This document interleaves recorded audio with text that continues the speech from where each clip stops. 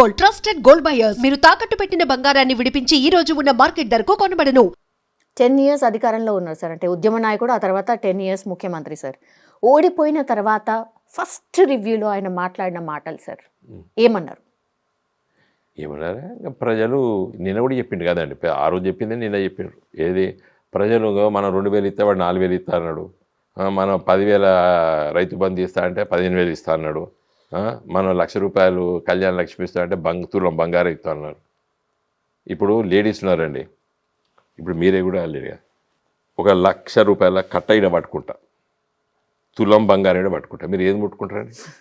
నిజంగా చెప్పారు, ఫ్రాంక్ చెప్పారు, ఏది ముట్టుకుంటారు మీరు? బంగారమే ముట్టుకుంటారు మీరు. ఇప్పుడు ఈ ₹1,00,000కి తులం కంటే ఎక్కువ వస్తుంది బంగారం, మైండ్ ఇట్.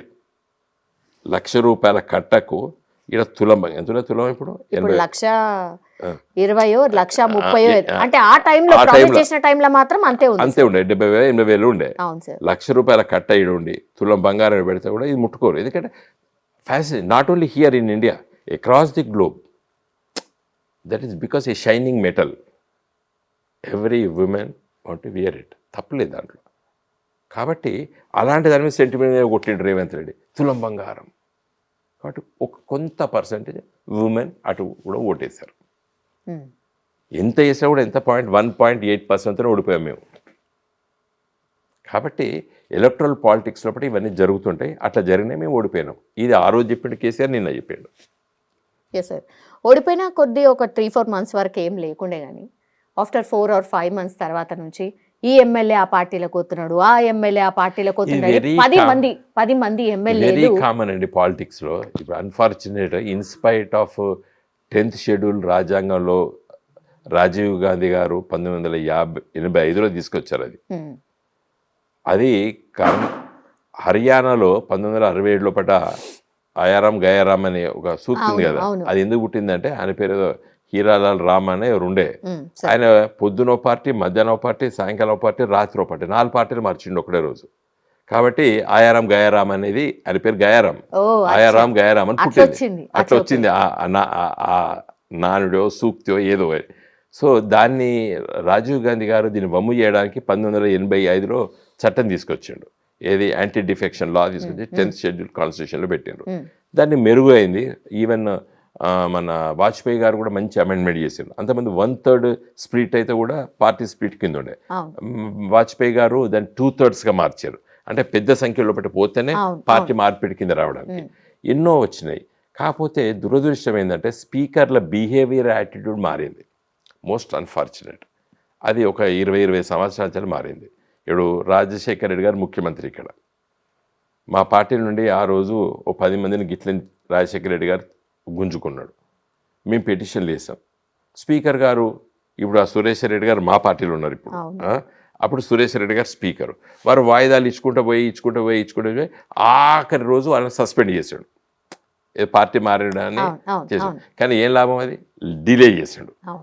ఇంకా ఇప్పుడు ఏం చేస్తారు, ఇప్పుడున్న స్పీకర్లు ఏం చేస్తారు, అసలు పార్టీ మారలేదని తీర్పిస్తారు.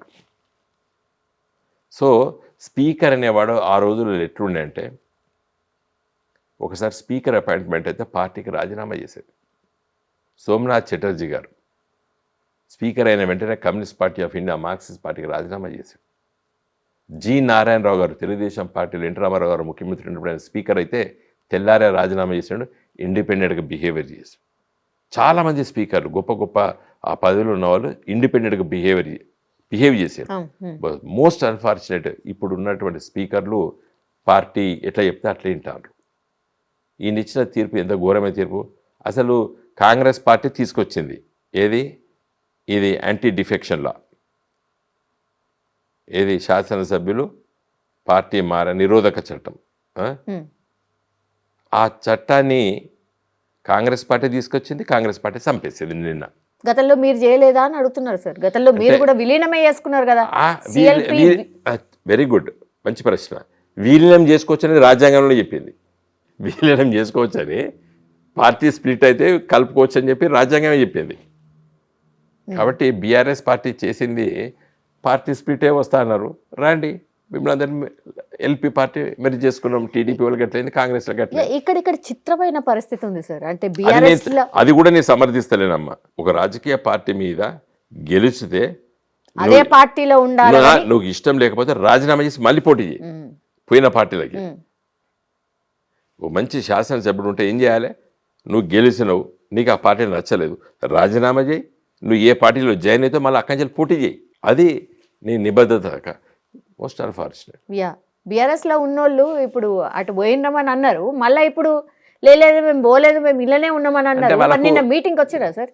మీటింగ్ ఎందుకు వస్తారమ్మ వాళ్ళు? అది మన రేవంత్ రెడ్డి గారు రచన, ఈయనే స్పీకర్ గడ్డం ప్రసాద్ గారు దాన్ని లిఖితపూర్వకంగా రాసిచ్చింది తీర్పది. ఫస్ట్ టైం ఏది పార్టీ మారినా కూడా మారలేదని చెప్తే అయిపోతాయి. ఇప్పుడు ఇవ్వబడి ఇంకా నేను చెప్తున్నా నిన్న ఈయన తీర్పు ఇంకా పార్టీ ఇవ్వడి పడితే వాడు మారచ్చు, అన్లెస్ పార్లమెంట్లో రాజ్యాంగ సవరణ చేసి స్పీకర్ కూడా 4 వారాల్లో టైం పెట్టి, పాపం సుప్రీంకోర్టు దాకా పోతే ఏమంటారు, వాళ్ళకి ఆదేశించే అధికారం లేదు.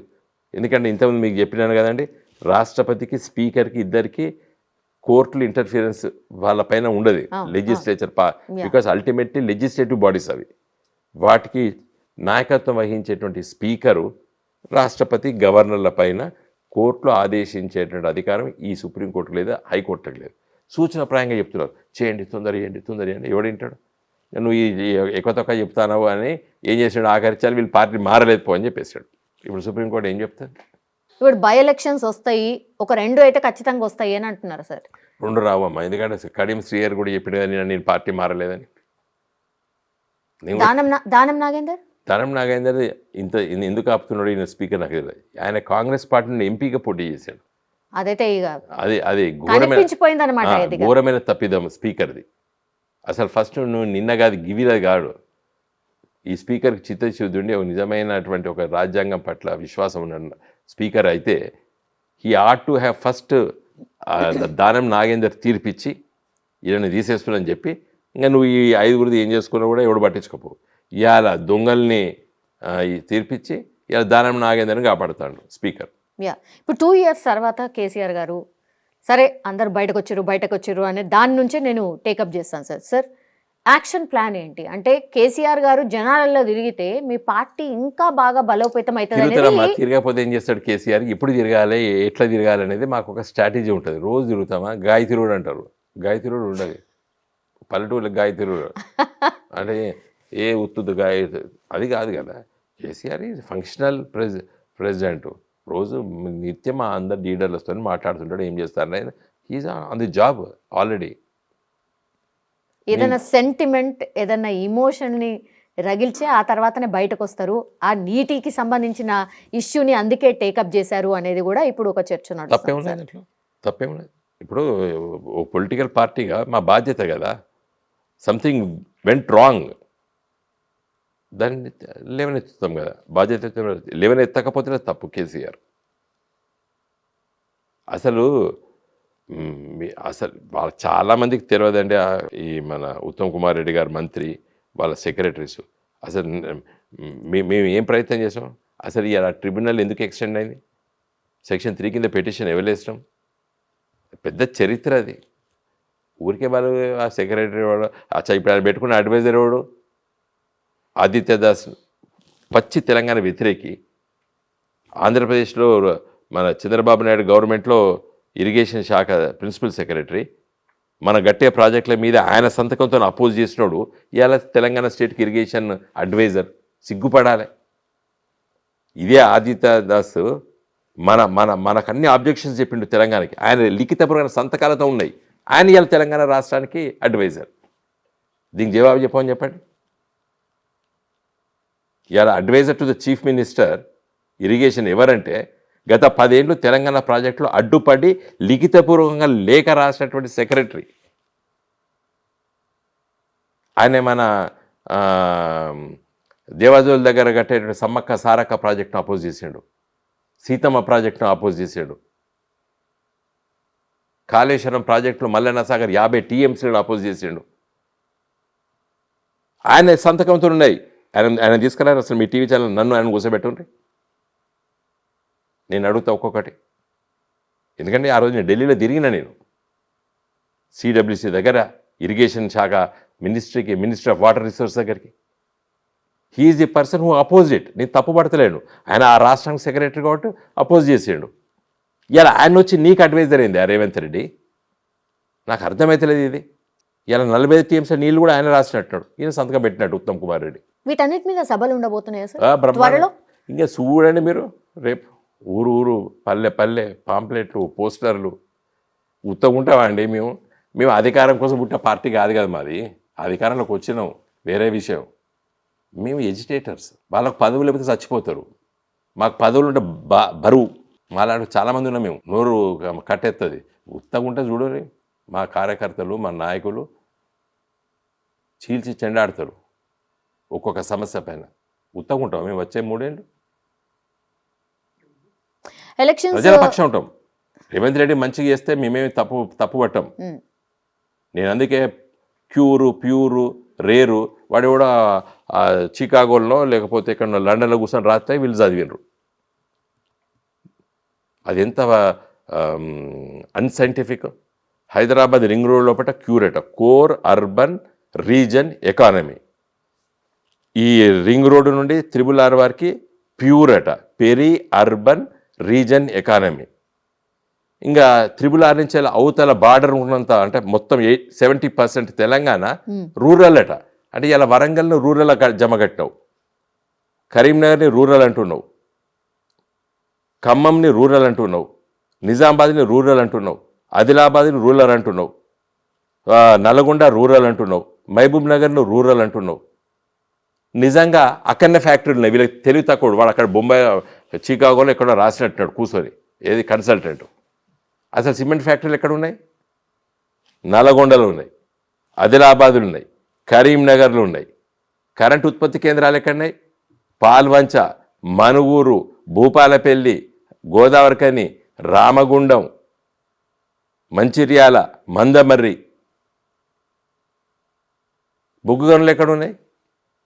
కొత్తగూడెం, సత్తుపల్లి, మనుగూరు, ఇల్లంద, భూపాలపల్లి, గోదావరికని, మంచిర్యాల, మందమర్రి, బెల్లంపల్లి, ఆదిలాబాద్, ఆసిఫాబాద్, కాగజ్నగర్ వరకు బొగ్గు గనులున్నాయి. సిమెంట్ ఫ్యాక్టరీలు ఇంతకుముందు చెప్పిన మీకు, ఆదిలాబాదు, కరీంనగరు, ఖమ్మంలో లేవు, మన నల్గొండలో. ఇవి సిమెంట్ ఫ్యాక్టరీలు. ఈ మహబూబ్ నగర్ జిల్లాలో మొత్తం మల్టీనేషనల్ కంపెనీస్. వీటిని రూరల్ అంటివి.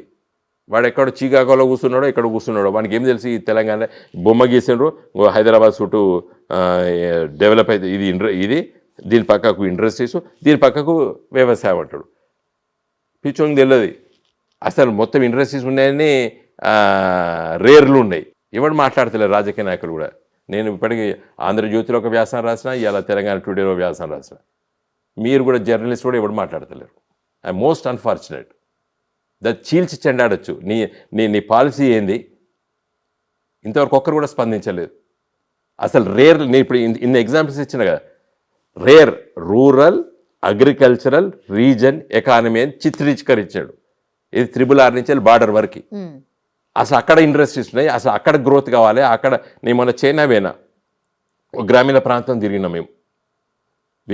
మన అశోక్ గారు, టంకశాల అశోక్ గారు, నేను, మన తక్కలపల్లి రవీంద్రరావు గారు, ఎమ్మెల్సీ గారు, భిక్షం గారు అనేది స్విట్జర్లాండ్లో ఉంటారు, వారు అంతర్జాతీయ యునైటెడ్ నేషన్స్లో పనిచేసారు వారు. మేము అందరం కలిసిపోయినాం. ఒక గ్రామీణ ప్రాంతంలో ఊర్లో ఇంటీరియర్ విలేజ్ పోయినాం. మా కారు మేము పోయినాం. పోయిన తర్వాత ఒక విలేజర్, మీకు ఎంత ఉండో 2 ఎకరాల వ్యవసాయం, అంతకంటే ఎక్కువ ఉండదు ఆడ. మరి 2 ఎకరాలు ఎట్లా బతుకుతారమ్మా మీరంటే ఇట్లా చూపించింది. అక్కడ దూరంలో industries అవ్వబడ్డాయి.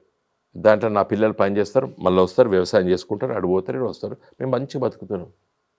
That should be the economy. గ్రామీణ ప్రాంతాలని చెప్పి చిత్రీకరించి ఇంకా నువ్వు ఆడ ఏమి ఇండస్ట్రీస్ రాకుండా చేస్తున్నావు, నీ ప్యూర్లో పెడతావు. అసలు ఉపాధి కల్పిస్తామని అంటారు, ఉపాధి లేకుండా చేసే ప్రయత్నం. అది ఫాల్తు డాక్యుమెంట్. ఆ విజన్ 2047లో ఈ తెలంగాణని ప్యూరు రేర్ అనేటువంటి ఆలోచన విధానమే మంచిది కాదు. ఆ రేవంత్ రెడ్డికి పాపం చూసుకున్నాడో చూసుకోలేదో, వాడు ఏ ఐఏఎస్ ఆఫీసరో ఎవడు పెట్టిండో ఏం కథనో. బట్ నెక్స్ట్ వచ్చేది కూడా నేనే, నెక్స్ట్ సీఎం కూడా నెక్స్ట్ వస్తే నేనే. ఇంకో ఇప్పుడు రాజకీయ నాయకుడికి ఆశ లేకపోతే ఎట్లా అండి? లేదా నేను ఓడిపోతానని అంటాడు రేవంత్ రెడ్డి. నేను నెక్స్ట్ టైం నేను ఉండనంటే ఇప్పుడు వాడు ఇంట్లో కూడా వెళ్ళేవాడు. నేను నెక్స్ట్ టైం నేను సీఎం కాదంటే. కాబట్టి అట్లా ఎవరైనా ఓడిపోయిన చచ్చిపోయేటప్పుడు కూడా డాక్టర్ బతికిస్తానంటాడు తప్పితే, కానీ నువ్వు చచ్చిపోతావని చెప్తాడా పేషెంట్కి డాక్టర్? వాళ్ళ కార్యకర్తలకి వాళ్ళ నాయకులకి. Yes sir. ఇప్పుడు కేసీఆర్ గారు బయటకు వచ్చారు కాబట్టి lastly sir, what is your action plan? BRS action plan ఏంటి? నిన్ననే కేసీఆర్ గారు చెప్పిర్రు, ఫస్ట్ కృష్ణా నది పైన 3 పబ్లిక్ మీటింగ్స్ ఉండబోతున్నాయి. ఏది ఒకటి మహబూబ్ నగర్లో, ఒకటి రంగారెడ్డి జిల్లాలో, ఒకటి నల్గొండ జిల్లా లోపల బహిరంగ సభలు ఉంటాయి. ఈ లోపల మేము గ్రామాన మండలం లోపల కార్యకర్తల్ని సన్నద్ధం చేస్తాం. కృష్ణా నది పరివాహక ప్రాంతం ఏంది, కృష్ణా నది మన నీళ్ళు ఎంత రావాలి, మన వాటర్ ఎంత రావాలి, దాని గురించి ప్రజలకి మీరు చైతన్యపరచం. తర్వాత నెక్స్ట్ గోదావరి పైన. సార్, జమిలీ ఎన్నికలు రాబోతున్నాయి అనేది కూడా ఒకటి నడుస్తుంది. జనగణన అయిపోయిన తర్వాత జమిలీ ఎన్నికలు వస్తాయి. 153 కాబోతున్నాయి నియోజకవర్గాలు. అవుతుందా సార్ ఈసారి? చూడండి, ఇప్పుడు ఫస్ట్ సెన్సస్ జనగణన జరుగుతున్నది, డిక్లేర్ అయిపోయింది. ఇప్పుడు 26లో స్టార్ట్ అయితే 27 వరకు కంప్లీట్ అయిపోతుంది. అది అయిన వెంటనే డిలిమిటేషన్ వస్తుంది. శాసనసభ స్థానాలు, పార్లమెంట్ స్థానాలు పెరుగుతాయి. కారణం ఏంటంటే ఇప్పటికే మనము రాజ్యాంగంలో ఏం చెప్పింది, 2026 తర్వాత జరిగేటువంటి సెన్సస్ తర్వాత, అంటే ఈ ఏదైతే మన జనాభా లెక్కలు పెడదామో అది కంప్లీట్ అయిన వెంటనే మీరు డీలిమిటేషన్ చేసుకోవాలని చెప్పి రాజ్యాంగం ఆల్రెడీ చెప్పింది. 2001లో ఆ రాజ్యాంగ సవరణ చేసుకున్నాం.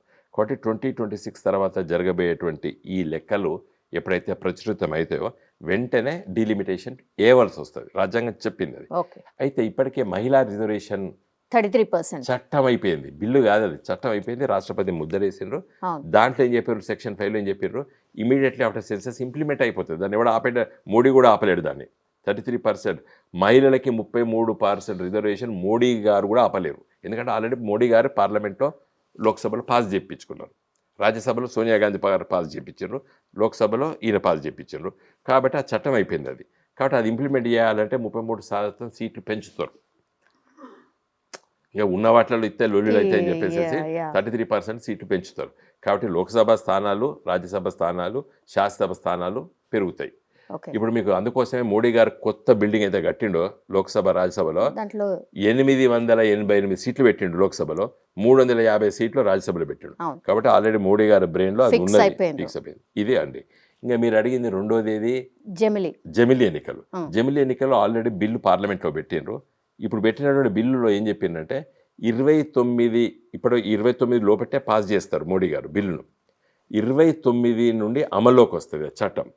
ఎట్లా వస్తుంది అప్పటి వరకు నా దృష్టిలో చట్టం ఇప్పుడు బిల్లులో ఏం చెప్పినంటే 29 నుండి 34 వరకు జరిగేటువంటి శాసనసభ ఎన్నికలన్నీ కూడా కాల పరిమితి 34 వరకే ఉంటుంది. ఫర్ ఎగ్జాంపుల్ 29 ఏప్రిల్లో పార్లమెంట్ ఎన్నికలు అవుతాయి. తర్వాత ఒక 6 మాసాలకి మహారాష్ట్ర ఎన్నికలు జరుగుతాయి. ఏది ఇప్పుడు మన మహారాష్ట్ర అసెంబ్లీ అయినాయి కదా, అది 29 అక్టోబర్ వరకు ఉంటుంది దాని కాల పరిమితి. వాళ్ళకి ఏం చెప్తారు, మళ్ళీ 34 అక్టోబర్ వరకు అని చెప్పరు, 34 ఏప్రిల్ వరకే దాని కాల పరిమితి పెడతారు. అంటే 4 సంవత్సరాలు 6 నెలలే దాని అసెంబ్లీది. అట్లే ఉత్తరప్రదేశ్ ఎన్నికలు 2 సంవత్సరాలు ఉంటాయి. కాబట్టి ఇట్లా మిగిలిన వాటికి అన్నిటి తీసుకెళ్ళి 34లో కల్పిస్తారు. తర్వాత ఇప్పుడు 29లో పార్లమెంట్ ఎన్నికలు జరుగుతాయి. కాబట్టి మన రేవంత్ రెడ్డి గారు కూడా చెప్పారు, మన అసెంబ్లీ ఎన్నికలు 28లో 29లో జరుగుతాయని చెప్పాడు. ఆయనకి ఎవరు హింట్ ఇస్తారని చెప్పిండు అన్నమాట. నా దృష్టిలో కూడా అది ఉంది, నాకు కూడా కొంతమంది తెలిసిన వాళ్ళు చెప్తున్నారు. 28 చివరి 6 నెలలు జరిగేటువంటి ఎన్నికలు 3-4 అసెంబ్లీలే, అవన్నీ తీసుకెళ్ళి 29కి పెడతారు. 29లో జరిగే 6 నెలల తర్వాత జరిగే మహారాష్ట్ర లాంటి ఎన్నికలు తీసుకొచ్చేసేసి 29లో పెడతారు. కాబట్టి 29 పార్లమెంట్ ఎన్నికలు మినీ జమిలీ ఎన్నికలు జరుగుతాయి. మినీ అంటే దాదాపు 14-15 రాష్ట్రాలతో పార్లమెంట్ ఎన్నికలు జరుగుతాయి. ఇంకా 34లో మాత్రం అన్ని శాసనసభలు దాన్ని కలిపేస్తారు. ఇది ఇప్పుడు బిల్లు పెట్టినది చదివి చెప్తున్నాను, ఇది నా సొంత కవిత్వం కాదు. ఇప్పుడైతే పార్లమెంట్లో బిల్లు పెట్టారు, దాని మీద ఒక కమిటీ, జాయింట్ పార్లమెంటరీ కమిటీ వేసి వాళ్ళు తిరుగుతున్నారు, దేశవ్యాప్తంగా వాళ్ళు ఇన్ఫర్మేషన్ తీసుకుంటున్నారు. కాబట్టి ఆ బిల్లును చదివినా కాబట్టి చెప్తున్నాను.